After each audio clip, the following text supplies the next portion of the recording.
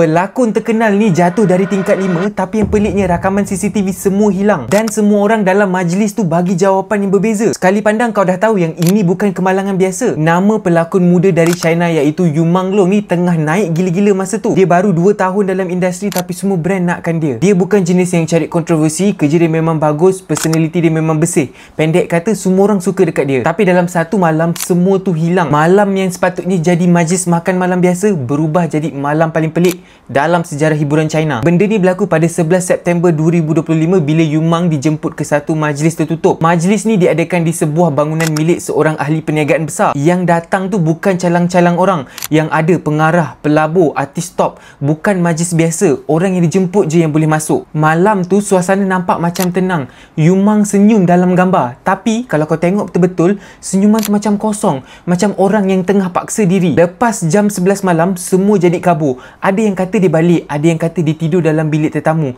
Tapi pukul 3 pagi berita keluar, Yumang Long mati jatuh dari tingkat 5. Polis datang siasat tapi sekejap je dan 2 hari lepas tu terus keluar ke kenyataan. Mangsa dipercayai mabuk dan terjatuh sendiri. Memang cepat, kemas dan terlalu senyap. Tapi bila benda terlalu cepat, orang mula rasa ada benda yang tak kena. Benda pelik pertama yang berlaku, semua CCTV antara jam 11 malam sampai 3 pagi hilang. Bukan satu tapi semua. Dan bila media tanya, jawapan dia simple je. Masalah teknikal tepat pada waktu kejadian. Orang tak beli alasan tu. Benda kedua yang pelik berlaku, dalam phone Yumang tu ada gambar dia post sejam sebelum mati. Caption dia tulis, kadang yang paling senyap tu yang paling berbahaya. Masa tu caption tu nampak macam random, tapi bila berita keluar sejam lepas tu, ramai rasa macam tu message terakhir dia. Dan bila orang cek metadata gambar tu, timestamp dia macam pelik. Ada yang tak kena dengan masa sebenar. Macam ada orang edit sebelum orang lain sempat tengok. Siapa yang ada dekat majlis malam tu? Ada pengarah terkenal, seorang ahli perniagaan kaya,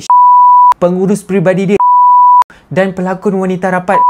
Bila disoal, semua jawab lain-lain. Ada yang kata Yumang ni balik awal, ada yang kata dia tidur. Tapi yang pelik, tak ada satu pun yang nampak dia jatuh. Macam semua orang tahu nak cakap apa, tapi tak nak cakap benda yang sebenar. Bila berita tu naik, internet meletup. Tapi yang peliknya, makin banyak orang share, makin banyak post yang kena padam. Gambar hilang, video tak boleh nak buka, account fans kena block. Macam ada sistem auto sensor setiap kali nama Yumang Long ni disebut. Ada satu message yang bocor, kononnya dari dia. Aku rasa aku tengah diperhatikan. Message tu muncul sejam sebelum dia mati dan hilang lepas tu. Akaun tu pun terus gaib. Makin ramai orang mula fikir yang ni bukan kemalangan.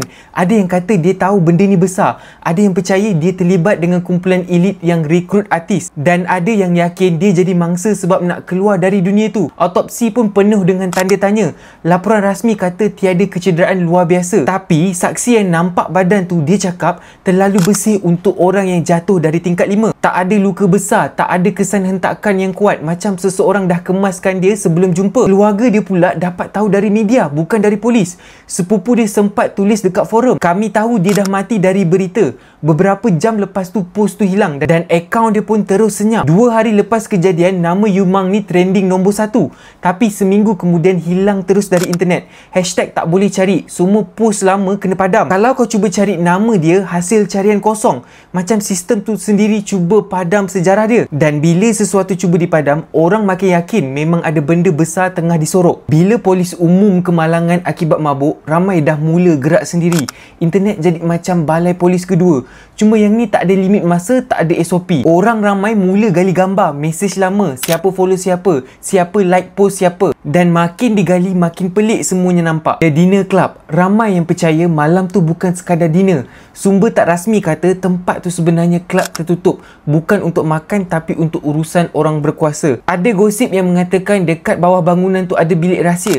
Dan bila orang cek blueprint lama bangunan tu, ada ruang bawah tanah yang tak didaftarkan. Dekat situlah teori gila mula timbul. Ada yang kata tempat tu jadi markas elite entertainment circle, tempat deal antara artis dan orang besar berlaku. Yumang ni mungkin tahu sesuatu dan bila dia mula tunjuk tanda nak keluar dari circle tu, dia jadi target. Lepas seminggu, semua akaun rasmi orang yang pernah rapat dengan dia sunyi. Bukan sekadar senyap daripada post, tapi delete semua gambar lama yang ada dengan Yumang. Pelakon lain yang dulunya suka mention nama dia tukar caption, tukar bio, macam nak padam memori terus. Benda ni buatkan internet makin yakin bukan semua orang takut fitnah. Ada yang mungkin tahu apa sebenarnya yang berlaku. Dan bila satu-satu akaun hilang, orang mula ambil screenshot lama sebelum dipadam dan mula sambung cerita sendiri. Ada satu lagi benda yang pelik. Beberapa minggu sebelum kejadian, Yumang sempat hadir satu pameran seni bawah tanah.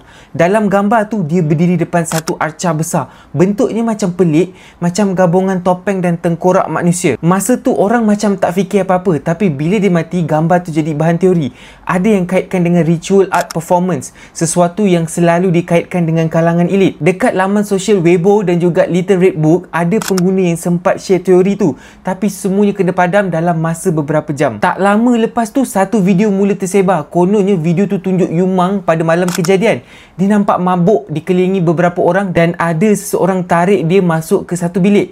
Tapi bila disemak, video tu ternyata AI generated. Benda tu nampak real sebab lighting dan suara dia hampir sama. Dan bila satu pasukan online buat frame by frame analysis, diorang jumpa glitch kecil dekat bayang. Bukti video tu palsu. Tapi masalahnya video tu dah viral gila sebelum sempat dibetulkan. Orang dah percaya dia diseksa padahal belum tentu betul. Itulah bahayanya internet zaman sekarang. Kadang-kadang kebenaran lambat keluar sebab orang lagi cepat buat cerita sendiri. Manager yang hilang dari radar. Satu lagi benda yang pelik, pengurus dia. Orang terakhir yang dipercayai nampak dia hidup.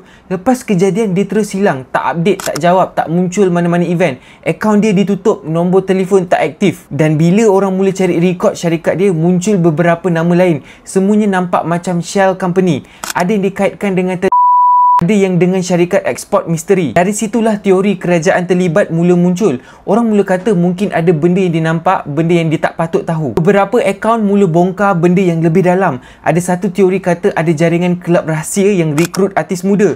Diorang ni akan undang artis ke event tertentu bagi kontrak lumayan.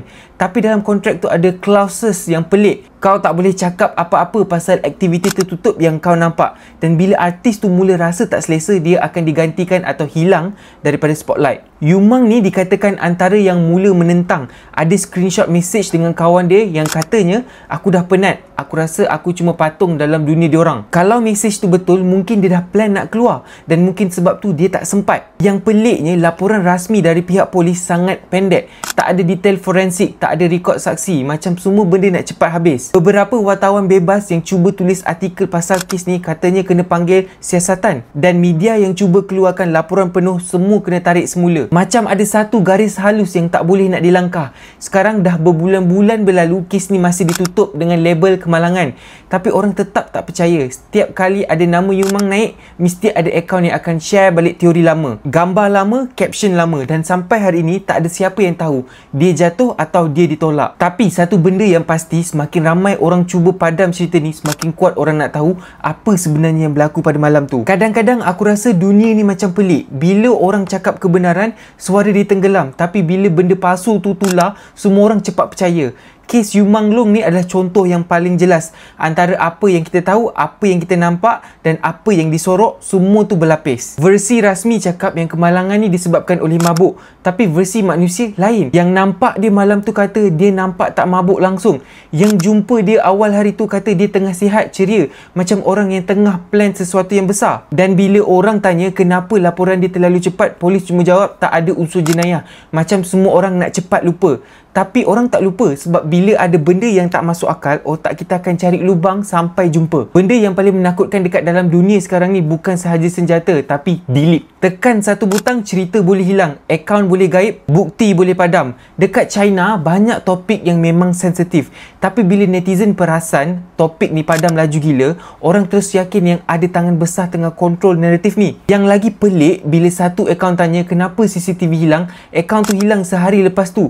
Yang tanya pasal pengurus dia pun hilang. Dan dari situ orang mula percaya teori yang paling ekstrim. Yumang ni dibunuh sebab tahu benda yang tak patut dia tahu. Ada satu teori yang muncul dari forum luar negara yang katanya Yumang ni ada hubungan dengan satu kumpulan tertutup yang gunakan art performance untuk sorok aktiviti gelap.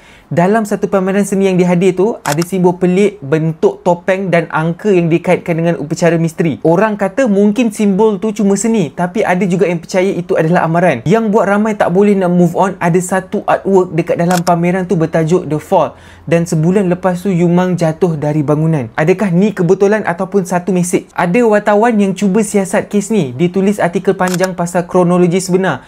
Tapi dalam masa 24 jam artikel tu hilang.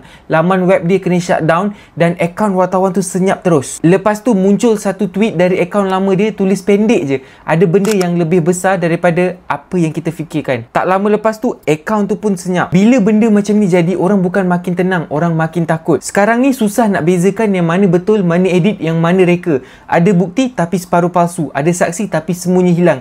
Ada versi rasmi tapi bunyi dia macam terlalu kemas. Dan bila kebenaran susah dicari, orang akan isi ruang tu dengan teori. Kadang teori tu boleh jadi betul dan kadang cuma cerminan ketakutan kita sendiri. Tapi satu benda yang pasti, bila ramai orang yang rasa sistem tak telus, diorang akan buat sistem sendiri. Macam detektif internet yang tak kenal tidur. Apa yang jadi lepas tu? Tapi sampai sekarang tak ada kes baru, tak ada dokumen tambahan, tak ada sesiapa yang kena panggil semula. Seolah-olah cerita ni memang ditulis untuk berhenti separuh jalan. Apa yang sebenarnya berlaku? Mungkin betul dia jatuh sendiri. Mungkin dia mabuk, hilang kawalan, terjatuh. Atau mungkin ada orang tolak dia dan semua orang tutup mulut sebab takut. Kebenaran mungkin sederhana, tapi cara cerita ni disorok buat dia nampak gelap. Dan itulah yang paling bahaya bila benda biasa dibungkus macam misteri, orang akan cari sampai jadi lebih besar dari realiti. Orang boleh padam gambar, orang boleh tutup akaun, tapi ingatan manusia ni susah nak hilang. Setiap kali kes ni disebut, orang akan ingat balik CCTV hilang, laporan cepat,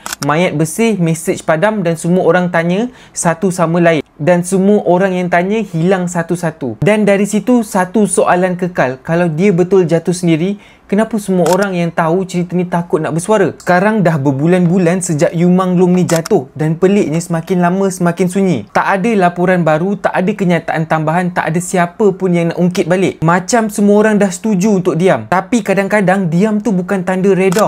Diam tu tanda trauma. Macam semua orang tahu benda yang sama, tapi tak ada siapa yang berani jadi orang pertama yang buka mulut. Keluarga dia cuba teruskan hidup. Ibu dia masih letak bunga dekat tempat kejadian setiap bulan. Tak pernah miss. Orang ramai yang lalu pun dah hafal pemandangan tu. Diorang panggil tempat tu Jalan Sunyi Yumang.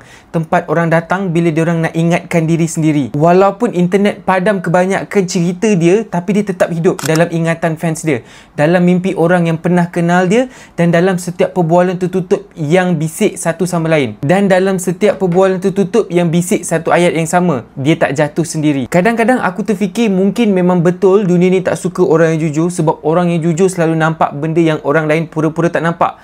Dan bila kau nampak terlalu banyak, kau akan jadi ancaman. Dalam satu video fans lama, ada momen kecil yang ramai terlepas pandang. Yumang tengah duduk masa temumbual dan wartawan tu tanya, kalau satu hari nanti kau dah tak jadi pelakon, apa yang kau nak buat? Dia senyum kecil, pandang bawah dan jawab perlahan, mungkin aku akan cerita benda yang korang tak berani dengar. Lepas ayat tu semua orang ketawa kecil, tapi sekarang bila tengok balik tak ada siapa yang ketawa lagi. Selepas dia mati, filem terakhir dia tak pernah keluar, tapi ada satu scene yang sempat bocor sebelum semua footage hilang. Scene tu tunjuk watak dia jalan seorang-seorang dalam hujan dengan voice over yang berbunyi, kalau aku hilang satu hari nanti, tolong jangan cari siapa bunuh aku, cari siapa yang buat semua orang diam. Ayat tu macam terlalu cepat untuk dianggap sebagai kebetulan. Orang boleh padam gambar, boleh senyapkan nama dan boleh ubah cerita. Tapi bila sesuatu tu benar, dia akan cari jalan sendiri untuk keluar.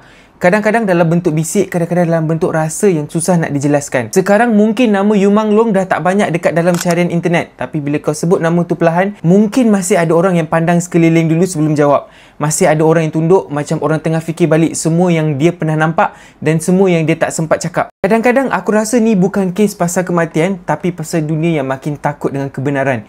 Pasal manusia yang sanggup hilangkan seseorang asalkan cerita mereka kekal cantik. Dan bila aku fikir balik, aku sedar mungkin kebenaran tu bukan hilang. Dia cuma tak dibenarkan keluar, tapi dia masih ada, menunggu masa untuk orang cukup berani buka pintu tu. Kalau korang suka dengan cerita-cerita aku ni, jangan lupa untuk tekan follow button, subscribe YouTube channel aku dan komen kalau korang ada suggestion cerita yang menarik yang nak aku kupas. Jangan lupa juga untuk follow semua akaun social media aku. Itu sahaja daripada aku. Assalamualaikum. Bye, jumpa lagi di video yang akan datang.